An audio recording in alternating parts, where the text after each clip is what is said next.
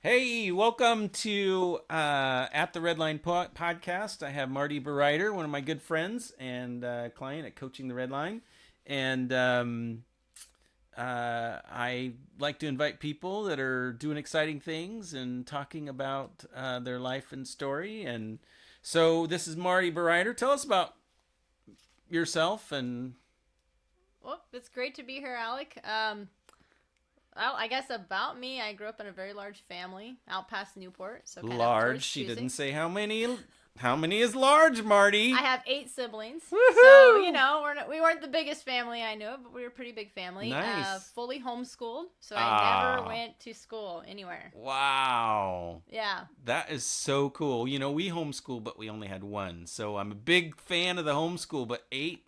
I Or, know. no, you said eight siblings. That's nine children. Wow. That's awesome. Yeah, so my mom was a saint and crazy at the same time, What a well said. and probably towards the end more crazy than anything. Yes. But yeah, so that was kind of my early childhood out there. Started working full time with one of my sisters, and then eventually decided I was going to take some college classes. Started taking college classes at the local community college. Had an accounting professor who made me believe accounting was just the coolest thing ever, so pivoted into that, and then ended up eventually moving into Spokane to finish out a 2 year degree, which took me forever. I actually don't remember how long it took, but it took a long time because I was working full time and going to school basically part time. So Nice. Now you yeah. said a small town. Did you mention which small town? Yeah, so I grew up in between Newport and Cusick. So people Okay. who live up there will probably understand it, but basically we almost grew up in Usk, Yes. but had we gone to school, we would have gone to the Newport Did you know school the district. Busbys, Stan Busby and his. I no. Okay. Yeah. Stan is really cool. I don't know if you guys know Stan Busby, but he's maybe one of the coolest guys I know. I mean, really. My parents didn't involve themselves a ton with the local Yeah. community. We had a church community for a while, but then my dad was like, "We're gonna go pick huckleberries and do our thing Okay. and raise our kids," and that was kind of my Okay. childhood. Stan's a pastor in Medellin Falls, or was Oh, led okay. climbers with Christ for a long time in ministry, doing a lot of rock Oh, climbing, that's and cool. yeah, he's just a great guy. We did some jumps off of that big rock in Medellin Falls. Oh, Some of the scariest cool. moments of my life, actually, up there. Yeah. Okay, so you went to school, you were homeschooled, nine kids. One of the questions I've been asking people is how did you come to faith? How did you come to know Jesus? So my earliest memory, and I actually have it written down in my Bible. I should have looked at it. I gave my life to Christ. I think with my older sister, I was probably 8 or 9, would be my Oh, guess. how cool! Yeah. So I had grown up in a little country church right on the Spokane Ponderay County line. And that was my early childhood growing up. And, my dad was we'd have family Bible studies almost every Saturday. Uh And he huh. would have everybody read. So even if you were, 7 years old and just starting to read, he'd make you sit down with him and read a couple of verses. And that was just my early on faith experience. And then, into my 20s, my parents had quit going to that church. I had not been going consistently to church. So I kind of was church hopping. I was definitely still a believer, like if you asked me, but there just really wasn't a true relationship with Jesus there, if that makes any sense. Sure. And then really, I didn't really come back into that until actually probably about 3 years ago now, Oh, where I just was like, I need to stop church hopping. I need to really reconnect with the church group. And so I ended up going to church with one of my friends. She was going to a church. She now is not going to that church. But anyway, long story short, I ended up going into a rooted group, which oh, was cool. yeah.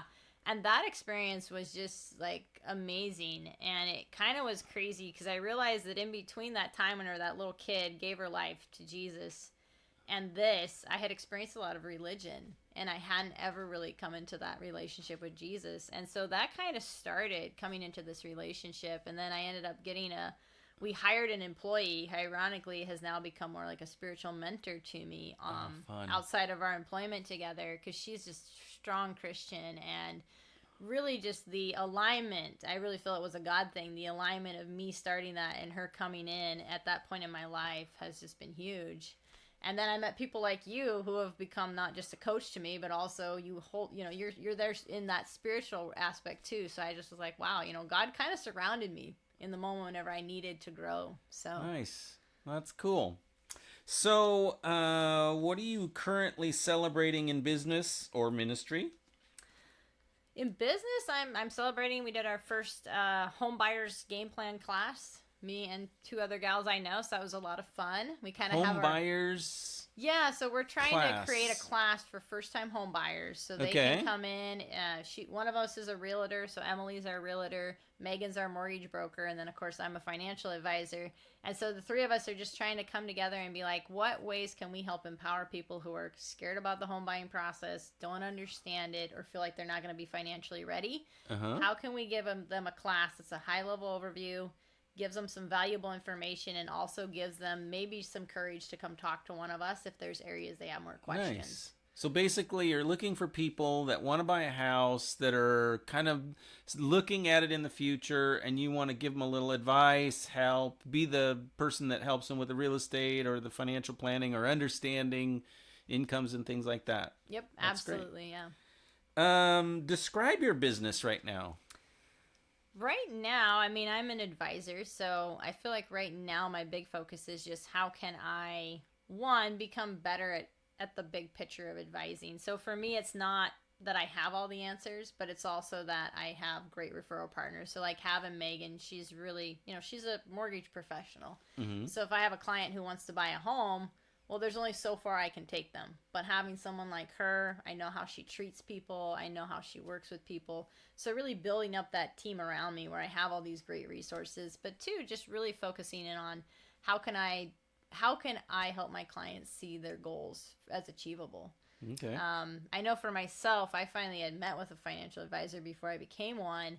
And I realized, like, I was kind of going through life like, yeah, I bought a house. Yeah, I'll do this. And I didn't ever really have a plan for how any of this was going to get me from point A to point B. I just was kind of swimming around doing the smart financial things people kept telling me to do and not really with a map in mind. And getting that map was like, oh, wow, now I kind of know where I'm trying to go. And here's kind of the way to go. And so, yeah, we're going to have some pit stops on the way, but at least I have, like, my destination in mind. And so being able to help provide that for people is huge for me because it gave me a lot of clarity for what I was trying to accomplish in life. I'm curious, who needs a financial planner that may not think they need a financial planner? Well, of course, I think everybody needs a financial planner. Everybody does need a financial planner. But seriously, like, who are you hoping might see this video and go, I never thought I needed one of them? I would say maybe somebody going through life where you don't have a ton of consumer debt. I didn't. Maybe you've already purchased a home and maybe you have something set up for retirement, but you've never really sat down and looked about what do I need to accumulate in retirement? Do I want to pay the house off early? Why or why not?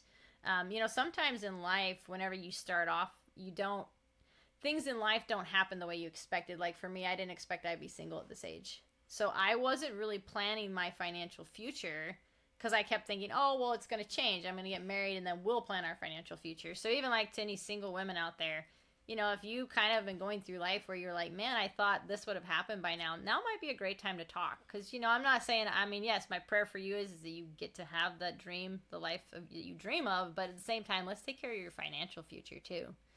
So, and then also homeschooling families. My parents were on one income. Obviously, my mom had a lot of children to care for and homeschool. And just how to help them navigate. Like, how can you still be saving money and preparing for a future while also doing the thing that is most important to you in this time, which is taking care of your children's education. For a second there, I thought you were going to say saving money for the future. No. In your journey, who would you most like to thank and why? Oh, that's a hard one, Alec. I feel like there's been people all throughout now that I look back. Probably if I could thank anyone, especially someone I can't right now. I had a gentleman I worked for when I was a young teen. And his name was, my goodness gracious. Anyway, him and his wife, they were just huge impacts in my life, and I didn't even know it until he had passed. So he was the first person to tell me I was worth more than $5.50 an hour. So I've been doing yard work for a family across the lake from them, and they referred me to him. And the first day I came and I worked a full day, and he's like, okay, what I owe you? And I said, well, I get paid $5.50 an hour. And he shook his head and he said, no, you don't. He's like, you don't get paid $5.50 an hour here. I'm paying you $10 an hour because you work that hard and you're worth it. And I did not realize what an impact that would have later on in my life to have a human being say, no, you're worth this. Nice. So, and you can't remember his name, or you got a little emotional? I got a little emotional. I thought that was what was happening, but I got a little emotional. But yeah, so yeah, no, it was Dan and Patsy, and just fantastic people. So, like I said, just looking back now, he was really building up a young person, and I don't even think he realized. What a cool story. Yeah. Thanks for sharing that. So I mentioned before that when we were talking that the podcast is a lot about building my brand at Coaching the Redline.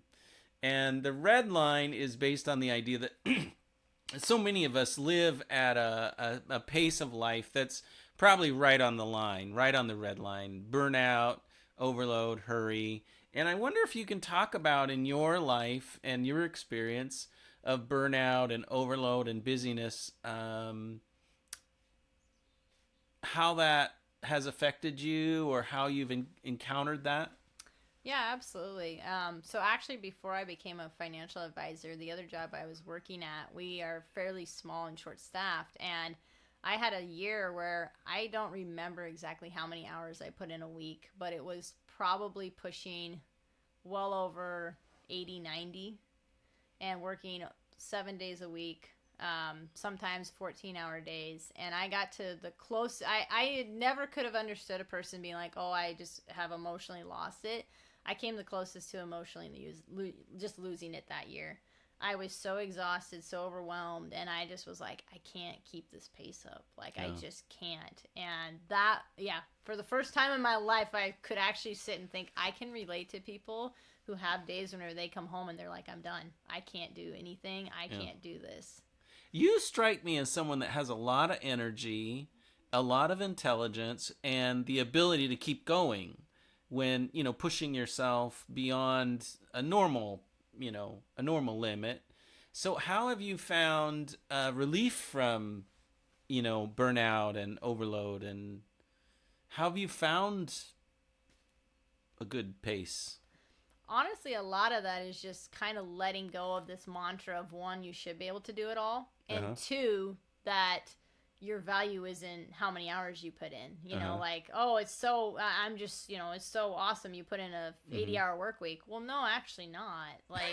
That's a bad sign. Something's not right in that business if you have to work that hard to accomplish things. And so one of the ways I found relief was, one, kind of giving myself the release. You know what? You're still a hard worker. You're still motivated if you don't kill yourself at this. But then also looking at it your production does go down. Yeah. I started realizing some of those late nights, I probably was only working at, 50% capacity, making more mistakes. Wow. So kind of being like, this is not sustainable for people long term. And so kind of giving myself that break, but then also being very honest of hey, we need to hire people. Yeah. And that can be hard and it can be scary because you got to train people. But then too, that was a big reason why I thought, man, I really enjoyed meeting with a financial advisor. That was part of what made me want to become a financial advisor was I'm like, I want to be better at being able to set my own schedule. Yeah. Still work hard, but be able to decide, maybe your friend wants to meet at 11 for coffee and being able I can meet for an hour at 11. Good. So. Good. So one of the things we talked about before was how coaching has helped you in life and business. Yeah, coaching has helped immensely. I will give a quick plug for Alec. He's a great coach, and he's very patient with people. So one of the big things I think coaching has helped me is give me clarity. Because sometimes I feel like I'm chasing a million problems. Alec knows because he hears all the problems, and not very good at honing in on just one problem. Actually, leading up to that speaking event, I don't know if you remember our coaching session, but I was kind of like, oh, I don't know what I'm going to do with slides. What if I can't have slides? And you were like, well, why can't you prepare for both scenarios? Prepare with slides, prepare without. And it just kind of helped basically make me be like, oh yeah, Alec's so right. Like, I'll just prepare for both. It's a simple solution. Why am I stressing about it? So just really giving clarity and also asking those hard questions that I don't ask myself has been what I've found coaching has been immensely helpful for. Cool. What are you looking to achieve as you look forward?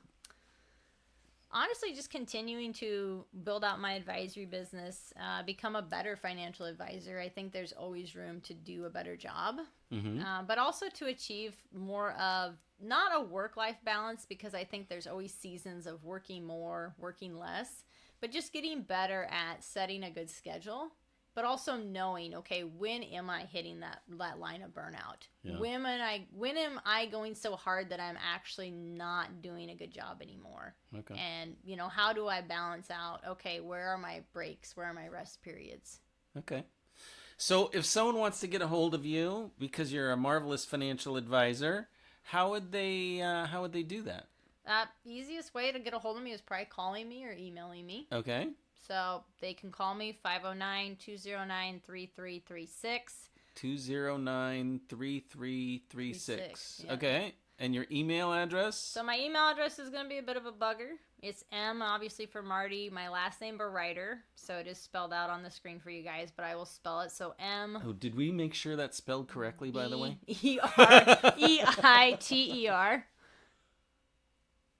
Did I spell it backwards? I think we need to correct it. Bereiter. So it's Bereiter. Oh, I misspelled it. That's okay. At Primerica.com. But you know what? You can always just text me for my email. And if it's a random number, just say, hey, heard you on the podcast. Can I get your email? And I'll just text it to you. Oh, cool. Cool. Anything else? Parting thoughts? I mean, no. I would say if you're in business and you want to go further, a coach is a good investment early on, because they really are good at helping you define what direction you're headed. I think you misunderstood the question. Maybe as you finish the podcast, you'd say something about your business. Oh, is that about my business? Well, as anyone already knows, I'm a financial advisor, so I'm going to tell you have a plan. But I think the big thing is I would say is as scary as it is to sit down with somebody about your finances, it can provide a lot of clarity in your life. So I would encourage you, consider it, meet with a few people, and get someone that you feel comfortable with. Because really, at the end of the day, we're not there to just tell you need to do this, this, and this. We're also there to sit with you, listen to what you're struggling with, and help you find the solution in your financial plan. Great. Thanks, Alec.